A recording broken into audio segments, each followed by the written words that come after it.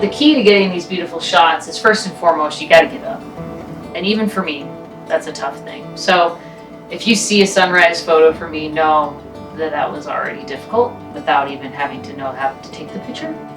But these skies really exist. You don't have to use Photoshop to create them. They just don't happen all the time. So you got to get out there day in and day out, because it's a gamble when it's going to happen. And so when they happen, though, you also have to be prepared and know your skills, know your camera, so that way when it happens, you're not second guessing yourself and guessing what the settings need to be.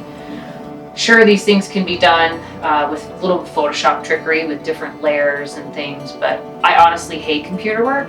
And so this was all done in one shot using a raw file and just making sure that when I'm on site, I have graduated neutral density filters so I can make sure that I have details in the highlights and details in the shadows. So when I bring it back into Photoshop, I'm able to pull all that out and bring it as close as I can to what I saw. I don't add any special effects to the skies, add animals, things like that. It is the moment that I witnessed.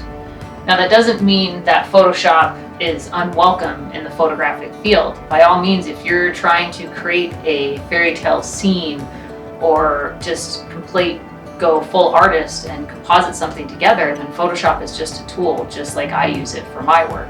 But you just have to make sure that you represent correctly what you're selling. Don't tell a person that maybe, when you went to Hobbiton, the sky was gray and that's not what you wanted, so you did this.